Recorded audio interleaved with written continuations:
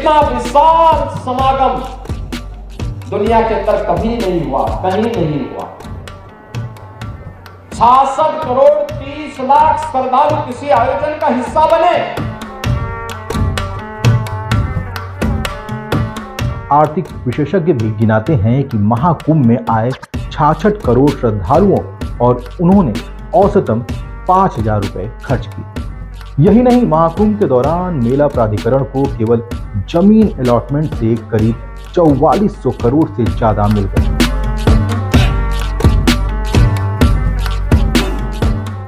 महाकुंभ ने आमजन को केवल आस्था से नहीं जोड़ा, बल्कि व्यवस्थाओं से लेकर रोजगार के अद्भुत अवसर भी दिए। इस दौरान एक सामान्य व्यक्ति भी व्यापारी बन गया। प्रयागराज में 200 से ज्यादा होटल, 204 गेस्ट हाउस और 90 से ज्यादा धर्मशालाएं हैं, जिसकी खूब कमाई हुई। तो वहीं 50,000 से ज्यादा लोगों ने अपने घरों को होम स्टे में बदल दिया था। सनातन का ध्वजा अब कभी झुकने वाली नहीं है। नमस्कार, मैं अभिनेंद्र। महाकुंभ का इतिहास पुराना है। ये केवल नदियों का संगम नहीं, बल्कि आस्था और विभिन्न स्थानीय संस्कृतियों का भी संगम है। कुछ दर्द भरी दास्तां हैं तो भेदभाव के अनगिनत दर्द पर मरहम है। महाकुंभ के सकारात्मक तस्वीरों ने एकता के उस दृश्य को पवित्र धरा पर कुरेदा है, जहां भेदभाव और ऊंच नीच की भावना खत्म हो जाती है। इस संगम धारा में सामाजिक कुरीतियां बह जाती हैं और मन पवित्र होकर भारतीय संस्कृति के उस अद्भुत वातावरण में सैर करता है, जहां जाति नहीं पूछी जाती, बस आस्था और आस्थावान का पवित्र समाज रहता है। धन्य है ये धरा, धन्य है संगम की धारा, जहां एक नहीं 3 माताओं ने जन जन को है दुलारा। देव तनुज नर किन्नर श्रेणी सादर मज्जहि सकल त्रिवेणी। माघ मकरगत रवि जब होई, तीर्थ पते हैं आव सब कोई। इतनी अच्छी व्यवस्था की है कि कल्पना से बाहर दिखता है। इतनी व्यवस्था जो है, ऐसा लगता नहीं कि कोई मनुष्य ऐसा कर सकता है। निश्चित रूप से देवताओं की कृपा है, प्रभु श्री राम की कृपा है।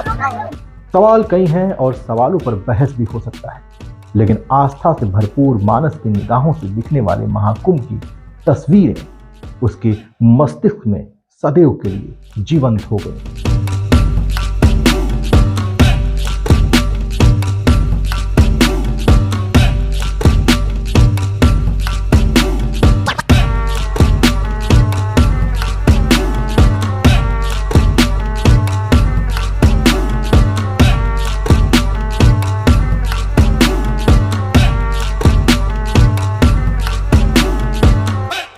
महाकुंभ ने दुनिया को आस्था और आर्थिक रूप से बेहतर समन्वय दिया है।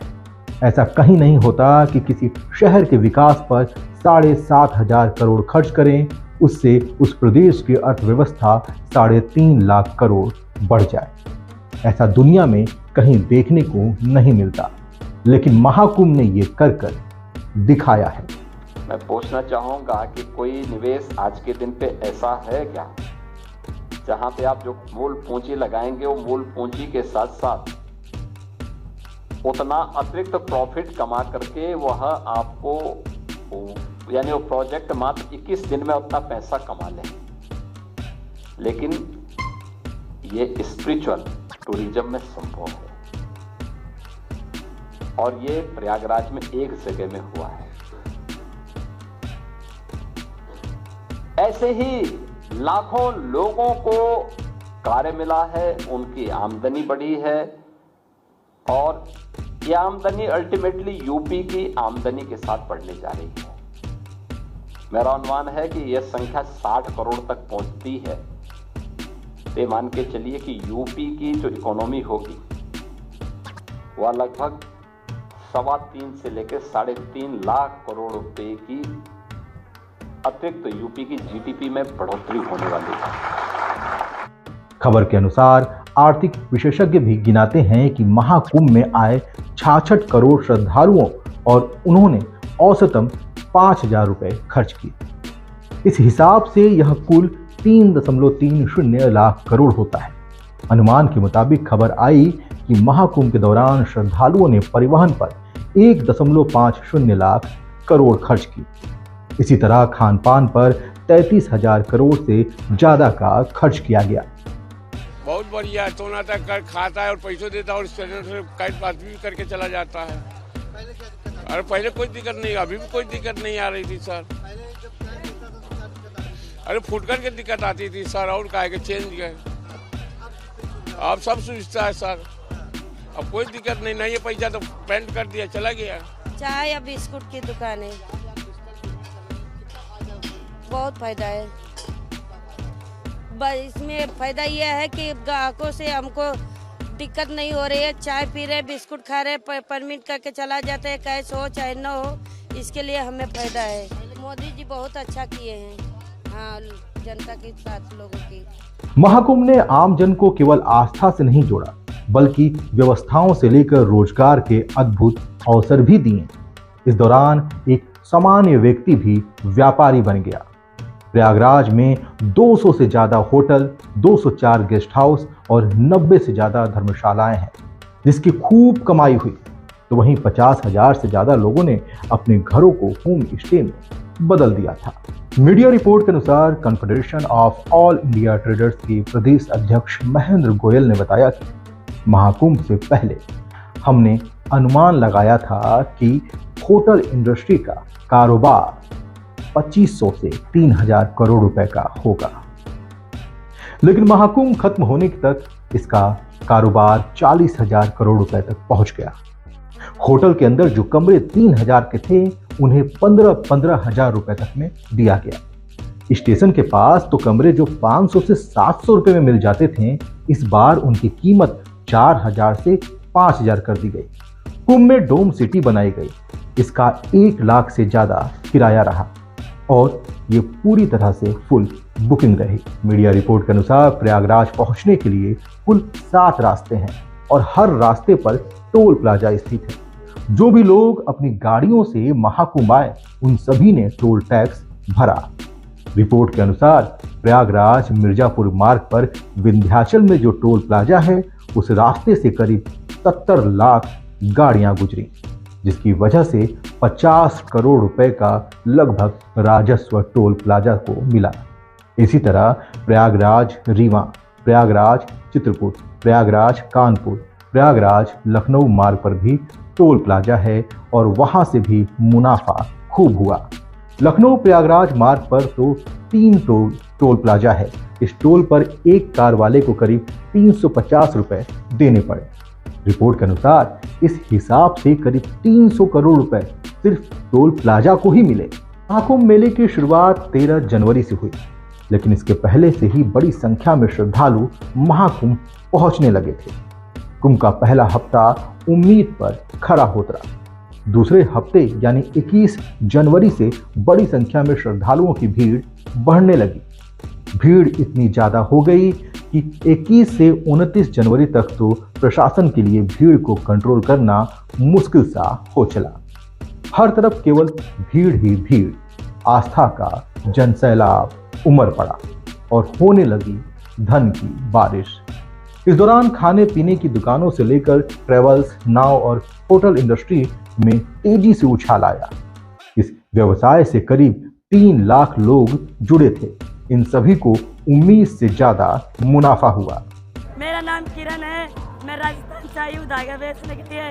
इधर हमको अच्छा लगा है। प्लेट की व्यवस्था, बाथरूम की व्यवस्था, साफ सफाई की व्यवस्था बहुत अच्छी है। इधर बहुत अच्छा लगा महाकुंभ में, और हमारी व्यवस्था भी बढ़िया है। हर मेले में जाते हैं तो हमको पुलिस वाले परेशान करते हैं, यहाँ पे बिल्कुल भी परेशान नहीं किया। अच्छा काम भी हमारा बढ़िया ठीक से काम चला। हमारा रोज के 2000, 3000, 2000, 3000 रोज के कमाते हैं और किसी ने परेशान भी नहीं किया हमको। एक बार बोल दिया बेटा हटो यहाँ से, एक बार हट गया। लेटरिन, बाथरूम बढ़िया व्यवस्था है। यहाँ कोई रात का पता नहीं चल रहा, ना दिन का पता नहीं चल रहा, बढ़िया व्यवस्था है। यहाँ पे कोई चीज़ की परेशानी नहीं है। लेकिन 29 जनवरी को मौनी अमावस्या पर भीड़ ने अपना सब्र तोड़ दिया और भगदड़ की खबर आई। रिपोर्ट के अनुसार 29 जनवरी से लेकर 5 फरवरी तक लगा कि दुकानदारों को अपनी लागत निकालने में मुश्किल होगी, लेकिन उसके बाद सकारात्मक संदेश ने आस्था की निष्ठा को मजबूत कर दिया और भीड़ ने सारे रिकॉर्ड तोड़ दिए। प्रयागराज में मौनी अमावस्या के दिन 28 और 29 की रात्रि को दुखद घटना घटी थी। उन सभी परिवारजनों के प्रति हमारी संवेदना है, लेकिन बहनों और भाइयों, उसकी आड़ में काहिरा की घटना को, काठमांडू की घटना को, किसी अन्य जगह की घटना को प्रयागराज से जोड़ करके बदनाम करने की साजिशें हो रही थी।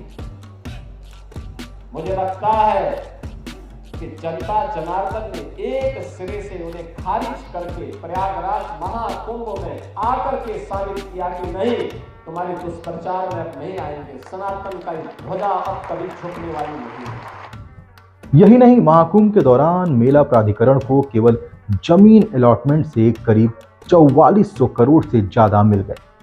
रिपोर्ट के अनुसार एडवर्टाइजमेंट से 13 करोड़ 40 लाख 82,555, मनोरंजन जोन से 10 करोड़ 32 लाख 50,000, एक्टिविटी जोन से 5 करोड़ 30 लाख 55,000, परमानेंट शॉप से 4 करोड़ 81 लाख, तो पार्किंग से 4 करोड़ 28 लाख 73,000, फूड कोर्ट से 3 करोड़ 10 लाख, तो फूड स्टॉल से 70 लाख 66,000, तो मिल्क बूथ से भी 70 लाख 66,000 और किला जोन से 2 करोड़ 2 लाख 96,000 प्राप्त हुए। इस हिसाब से कुल करीब 44 करोड़ 97 लाख रुपए मेला प्राधिकरण को प्राप्त हुए हैं। अब समझिए कि महाकुंभ में एक श्रद्धालु ने कितना खर्च किया होगा। जी हां, बड़ा सवाल है। रिपोर्ट के अनुसार यदि एक व्यक्ति दिल्ली से ट्रेन के जरिए जाता है तो उसका औसत खर्च यात्रा पर 1,000 रुपए, खाना पर 500 रुपए और रहने पर 1,000 रुपए होता है। यदि दिल्ली से हवाई जहाज से आए तो व्यक्ति का खर्च यात्रा के दौरान 20,000 रुपए, खाने में 5,000 और रहने में 5,000 होता है। यदि दिल्ली से निजी वाहन से वो आता है तो एक व्यक्ति पर खर्च यात्रा का 4,000, खाने का 1,000 और रहने का 2,000 रुपए तक होता है।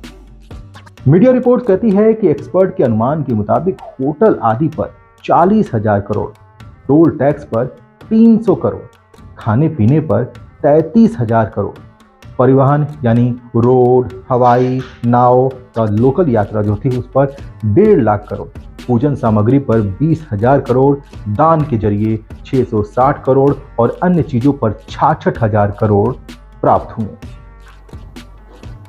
ऐसे ही लाखों लोगों को कार्य मिला है, उनकी आमदनी बढ़ी है और यह आमदनी अल्टीमेटली यूपी की आमदनी के साथ बढ़ने जा रही है।